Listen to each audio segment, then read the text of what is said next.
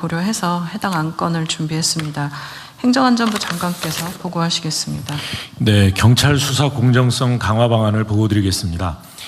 최근 말씀하신 대로 장윤기 사건으로 경찰 수사에 대한 논란이 계속되고 있는 가운데 형사소송법이 개정되고 중수청과 공소청이 출범을 앞두고 있습니다.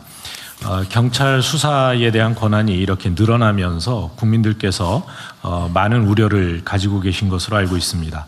이에 경찰 수사에 대한 각종 통제 장치를 강화하고 경찰 내부적으로도 철저하게 쇄신해서 경찰 수사에 대한 국민 신뢰를 회복하는 계기로 삼고자 경찰 수사 공정성 강화 방안을 마련했습니다.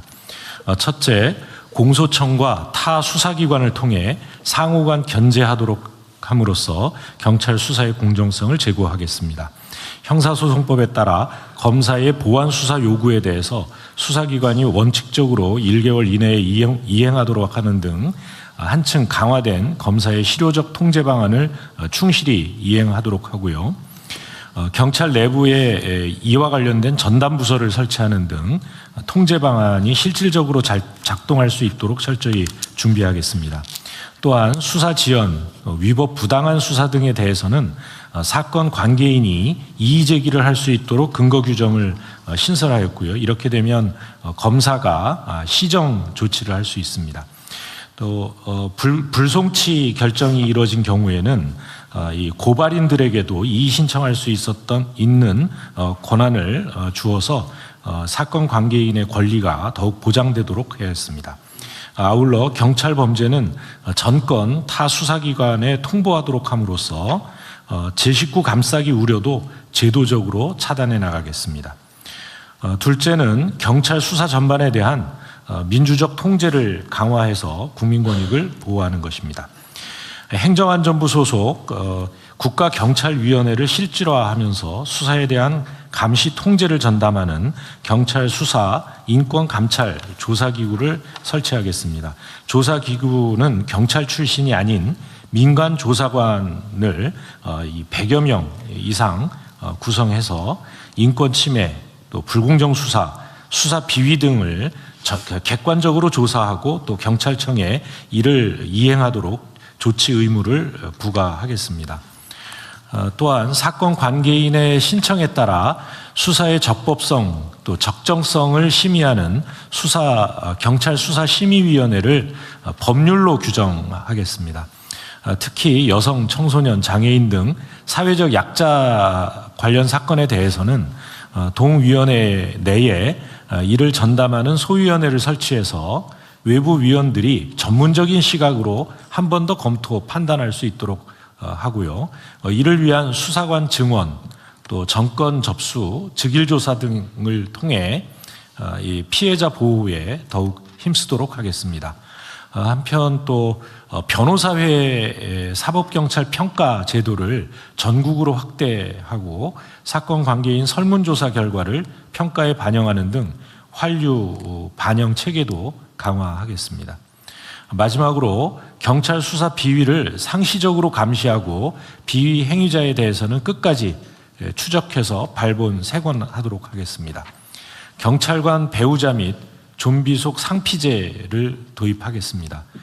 또 순환 인사제를 확대 개편해서 지역 온정주의가 제도적으로 싹틀 수 없도록 차단하겠습니다.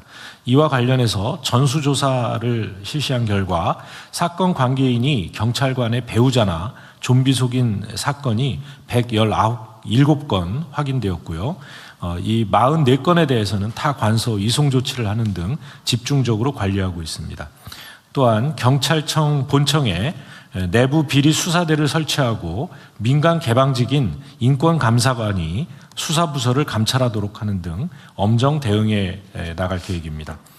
평가 결과 하위 점수를 받은 과장팀장은 과감히 보임을 제한하고 비위 행위자는 수사부서에서 영구 배제하는 등 경찰 내부를 지속 쇄신해 나가겠습니다. 향후 계획입니다. 지난 7월 발족한 경찰 수사 개혁위원회를 통해 범죄 피해자 전문가 등의 의견을 수렴해서 세부 계획과 추가 제도 개선 방안을 마련하는 하는 한편 기동대 재배치 등 이 개정법 시행 전에 그러니까 형소법 개정법 시행 전에 인력 예산을 보강하도록 하겠습니다. 또 국가경찰위원회의 기능 권한을 실질화해서 경찰에 대한 문민통제기구로서의 역할을 제대로 할 수 있도록 경찰법 개정도 추진하겠습니다. 관계부처의 적극적인 협조도 당부드립니다. 마지막 장에는 경찰 수사 내외부 통계 체제에 대한 도표가 나와 있는데요. 상단은 국가경찰위원회에 경찰 수사 인권감찰 조사기구를 설치하는 내용이고요. 오른쪽은 이번 법 개정에 따라 중수청, 공수처 등 다른 수사기관과 공소청 검사의 통제장치가 어떻게 강화되는지에 대한 내용입니다. 왼쪽은 사건 관계인의 권리보장 및 타 기관에 의한 통제장치 등에 대한 내용입니다. 마지막으로 가운데는 경찰 내부의 통제 체제입니다. 개방직 인권감사관의 수사감찰, 또 경찰 수사심의위원회 실질화, 또 내부 비리수사대 설치에 관한 내용이 담겨 있습니다. 이와 같이 한층 강화된 내외부 통제 장치를 통해 이번 그 경찰의 수사 권한 강화를 계기로 더욱 이 공정하고 이 정의로운 경찰 수사가 이루어지도록 최선을 다하겠습니다. 이상입니다. 수사 결과에 대해서 이견이 있으면 고발인과 피해자가 이의 신청을 할 수 있다. 지금까지는 피해자만 할 수 있었는데요. 고발인도 그러니까 제3자가 할 수 있게. 예. 이의 신청하면 어떻게 됩니까? 이의 신청을 하면 그 검사가 우선 판단을 하게 됩니다. 검사가 판단하고 문제가 있으면 보완 수사 요구를 하고 예. 보완 수사 요구에 불응을 하거나 이러면 징계 요구를 할 수 있고요. 그다음에 수사에서 배제 요청을 할 수도 있고요. 그런 것이 잘 안 들어질 경우에는 수사 관서를 변경할 수 있습니다. 변경이 인근 변경이 의무예요? 지금도 뭐 그런 비슷한 제도가 있긴 한데 변경 요청을 하면 그것을 받아들이게 지금 형사소송법 의무냐 이 말이죠. 예, 저는 의무로 알고 있습니다. 그래요? 예, 그렇습니다. 개정 형사소송법이 이번에 개정이 돼서 검사가 보완 수사 요구를 정당하게 경찰관들이 잘 이행을 안 할 경우에는 상급 관청에 이렇게 수사를 하도록 할 수도 있고 타 수사기관에 이렇게 그 보완 수사를 요구할 수도 있고 돼 있습니다. 타 수사기관이라면 다른 경찰서 아니면 예, 중수청 중수청. 같은. 예. 경찰의 수사와 관련된 비위 행위에 대한 수사권은 어디가 같습니까? 공수처, 공수처, 중수청이 가지고 있습니다. 공수처와 중수청이. 예. 경찰관의 하위 직급 비위 행위는 공수처 소관은 아니고. 예. 그런 건 공수처가 중수청으로. 경무관 이상, 그리고 하위직은 중수청입니다. 중수청으로. 예. 하여튼 이제 국민들의 걱정거리 중에 하나가 그 보완 수사 요구했는데 안 하면 어떡하냐. 제대로 안 하는 경우 어제도 제가 언론 보도를 보고 내부 보고도 봤는데 보완 수사 요구했더니 4년 6개월 동안 묵살한 것도 있더라. 뭐 공소시효 지나버린 것도 있더라.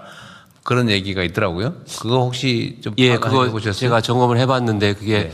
그 킥스 수사 시스템이 그 완비되기 전에 이렇게 이제 조금 네. 누락이 있었는데 킥스 시스템이 완비되고 나서는 그런 사례는 없었습니다. 아, 그랬어요? 예.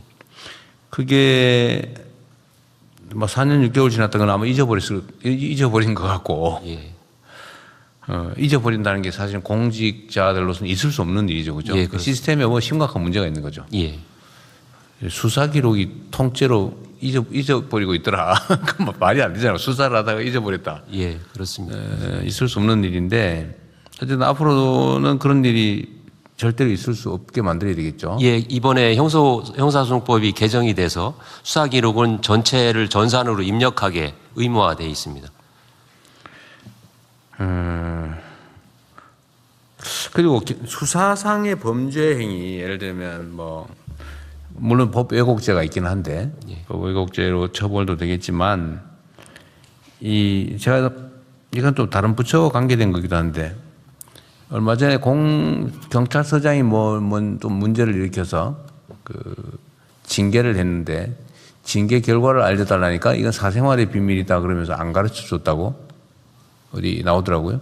근데 공무원들 징계 내용은 예, 그 징계에 대해서는 비공개라고 하던데. 예, 맞아요? 그 판사의 법원 판사 징계법, 그다음에 검사 징계법은 법에 규정이 있어서 공개를 하게 돼 있는데 공개가 의무인데. 예, 그렇습니다. 그 외 공무원들의 징계 사항에 대해서는 예. 공개하면 안 된다는 법이 있어요?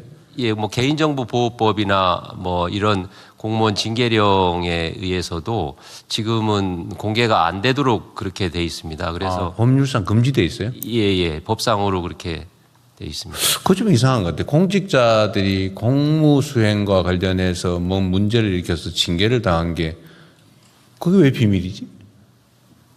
오히려 더 알려가지고 책임을 물어야 되는 거 아닌가요?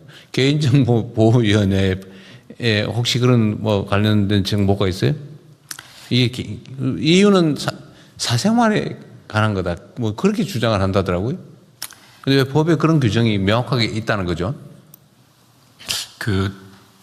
이상한데? 예, 징계 관련하니까 이 공무원 인사 그 법에 그 공개하라는 규정이 없으면 개인정보보호법이 적용이 됩니다. 그래서 이런 부분에 대해서는 우리 저 인사혁신처하고 의논을 해서 그게 개인정보인가? 아니, 그러니까 공직자가 공무수행과 관련해서 뭔가 사고를 내서 공적 책임을 부담한 게 어떻게 사생활이지? 개인정보일 수가 있죠, 그게? 그러면 내 개인이 범죄 저지른 것도 개인정보겠네? 제가 전문은 아닙니다. 네, 전문 아닌 사람 얘기해 보세요. 비전문가의 의견. 공무와 관련해서 대통령이 말씀하신 공무와 관련된 거 말고 사사로운 개인 비위를 저질러서 징계를 받는 경우도 있지 않습니까? 예를 들어서 뭐 음주운전을 했다든지, 네, 술 먹다 행패 부렸다든지 이런 거? 이런 경우가 아닐까 사료됩니다. 그래서 구분하면 어떨까 생각됩니다. 공무를 하다가 중대한 공무의 잘못에 대한 징계를 공개하는 것과 공무원도 개인 사생활이 있기 때문에 퇴근 이후에 뭐 했다든지 뭐 근무 중에도 아니 그게 공직자들이 사생활이 있지요. 근데 사생활을 이유로 공무원의 신분에 대한 제재를 받았다. 그건 공적인 일 아닌가요? 그 공적인 일로 전환되는 거지. 내가 어디서 술집에서 좀 술 취해가지고 좀 그랬다. 그건 사생활일 수 있죠. 그러나 그게 공무원의 품위유지 의무 위반이다라고 하면 그때는 이미 공적인 것이죠. 혹시 법제처나 뭐 그 의견 있어요? 그 부분은 뭐 생각은 못했습니다. 한번 검토는 해보도록 하겠습니다. 네. 인사혁신처도 검토해본 일은 없을 것 같고. 네, 저희도 살펴보겠습니다. 개인정보위원회 아까 뭐 말씀하실 것 같은데 한번 해보세요. 네, 개인정보법에서는 이제 사실 뭐 개인정보를 최소한으로 수집하라는 원칙이 있습니다만 이제 이게 실제로 공익에 필요하다라고 하고 관련된 법적 근거가 있다 그러면 당연히 이제 공개할 수 있는 문제라고 생각이 됩니다. 그래서 이게 어떤 것들이 그 정의되지 거기 어디선가 법에 분명하게 이렇게 규정돼 있지 않다고 해서 그걸 할 수 없다 이렇게 접근할 수 있는 건 아니고요. 기본적인 이제 원칙만 저희는 이제 그 최소 수집을 하라 그리고 이렇게 그 목적에 쓰라 이런 것들이 이제 개인정보법에 되어 있는 것이지 어떤 거를 공개할 수 있다 없다에 대한 내용들은 아닙니다. 그래서 그 개인정보법 때문에 할 수 없다라고 하는 거는 그냥 좀 일반적인 오해이실 수도 있고요. 그러니까 제가 봐도 그런 전반적인 상황을 좀 구체적으로 살펴볼 필요가 있습니다. 그러니까 경찰청장님 그게 그 공개하면 안 된다는 법이 있는 건 아니죠. 예. 해석상 그렇다고. 예, 해석상 그렇습니다. 사생활의 비밀을 보호하도록 규정이 되어 있습니다. 그래서 사생활의 비밀이라고 하기는 예, 사실 예. 좀 한번 그렇죠. 예, 그걸 한번 어디가 점검해 볼까요? 법제처가 해보실래? 제가 검토하도록 하겠습니다. 인사혁신처하고 좀 의논해가지고 나는 공직자들의 징계는 공적 사안이라고 보여줘서 그건 당연히 알아야 되지 않나. 퇴직한 다음에 뭐 혹시 모르겠는데.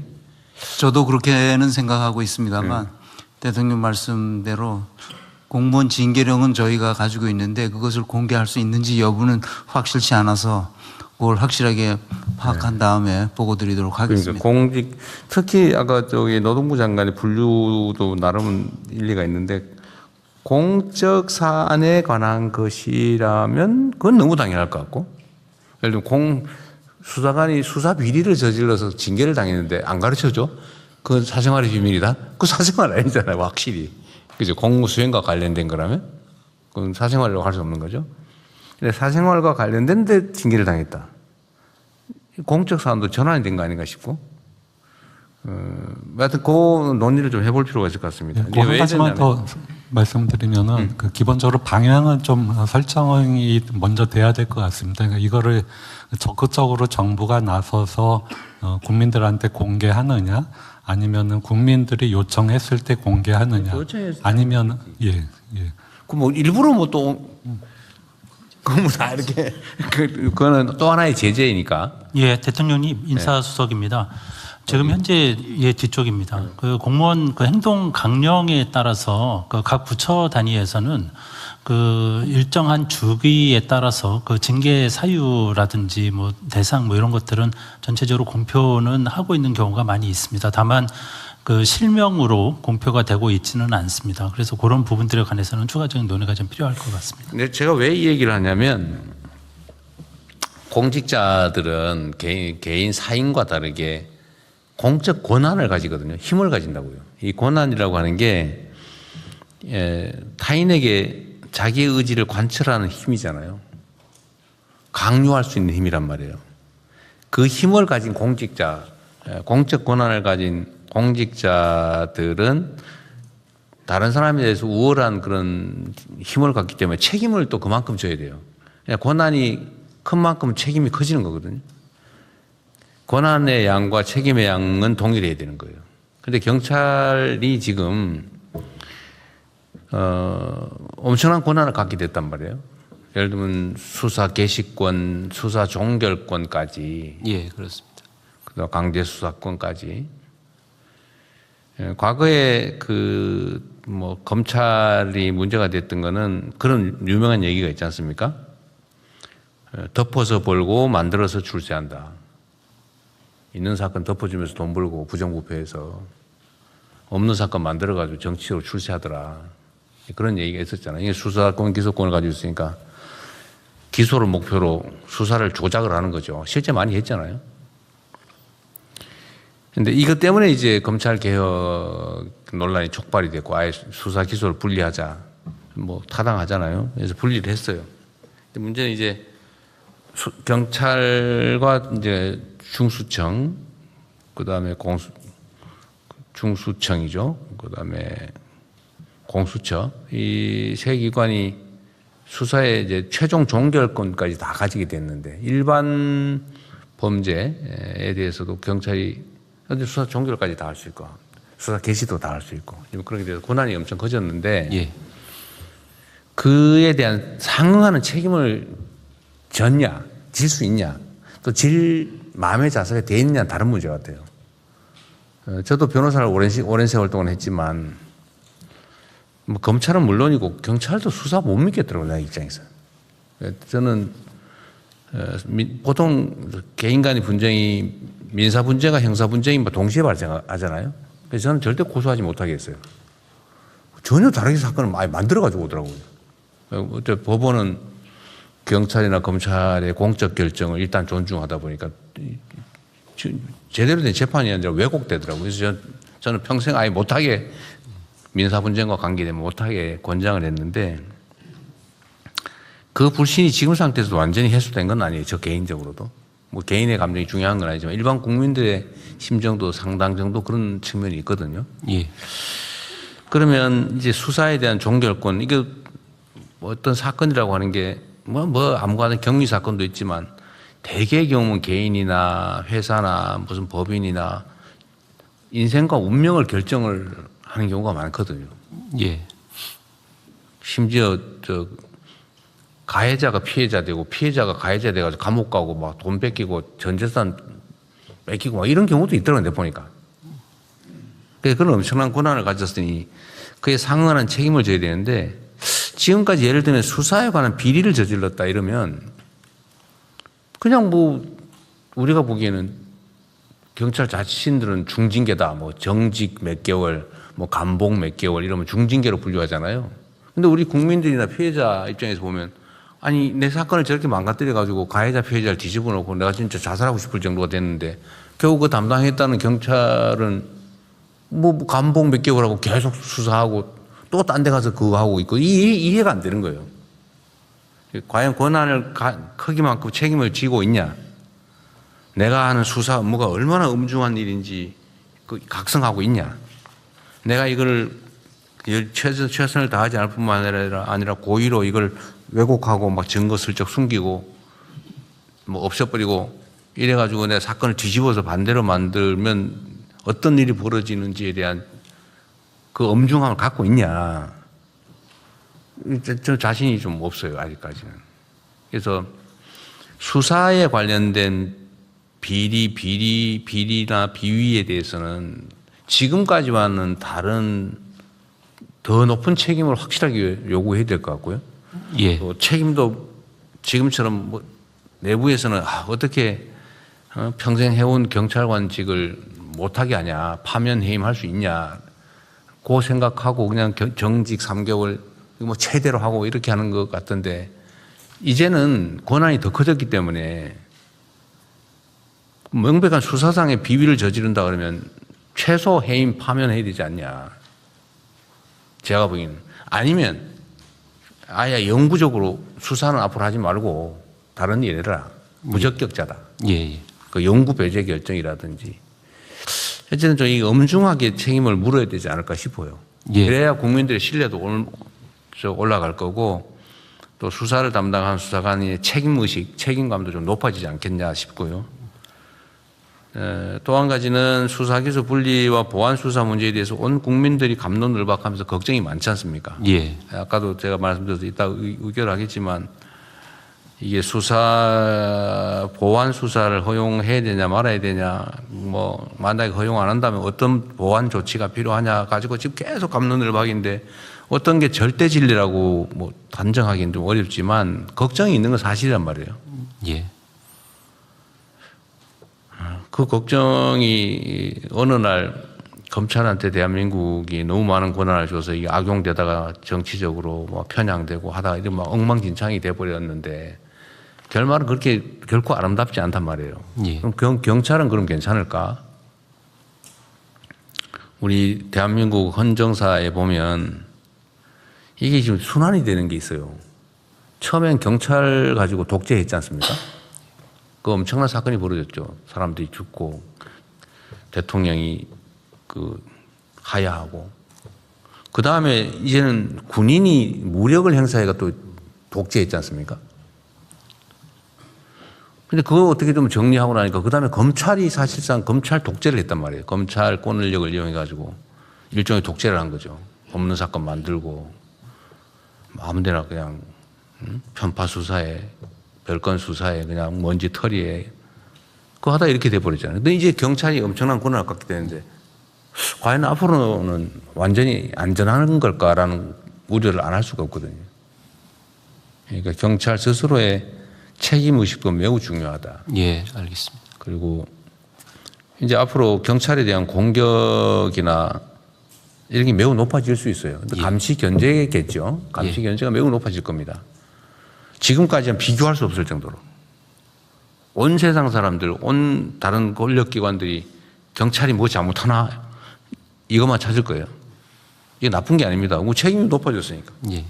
당연히 잘하라고 하는 거고 걱정돼서 하는 걸 테니까 미리 충분히 좀 대비를 하십시오. 대비한다는 게 숨기라는 뜻은 전혀 아니고 당연히 그런 일이 벌어지지 않게 정말 높은 책임감으로 높은 윤리의식으로 엄정하게 중립적으로 철저하게 범죄 피해자들 억울하지 않게 또 억울한 피해자 생기지 않게 노력해야 됩니다. 예, 유념하겠습니다. 참 걱정이 많습니다. 또 그러나 이게 끝은 아니니까 사람 사는 세상에 사람이 만든 문제는 또 사람이 다 해결할 수 있죠. 문제가 있으면 보완하고 또 부족한 게 있으면 채우고 그렇게 해나가야 되겠습니다. 어쨌든 행안부도 저 신경을 써야 될 게 많습니다. 예. 제도 보완이나 이게 지금 이게 시간도 그리 많지 않고 단순한 문제가 아니라서 그래서 억울한 범죄 피해자들 생기지 않도록 네. 장윤기 사건이라고 그 한 개의 사건으로 상징되지만 얼마나 억울하겠어요. 있을 수 없는 일이 어쨌든 벌어지고 사실 개인으로서는 목숨이 걸리거나 인생이 걸린 일입니다. 네. 공무원은 처리하는 뭐 수백 개 사건 중에 하나일 뿐이지만 당사자는 인생이 목숨이 걸린 일이에요. 그게 공무원들이 하는 일이죠. 네, 워낙 중요한 일이라서 좀 말이 길었네요. 네. 네, 추가 의견 없으시면 원안대로 접수하겠습니다. 그 다음으로 문체부 주요 정책에 대한 홍보 영상 상영이 있겠는데요. 그에 앞서서 최근에 자료를 보니까 그 해외 우리나라를 찾은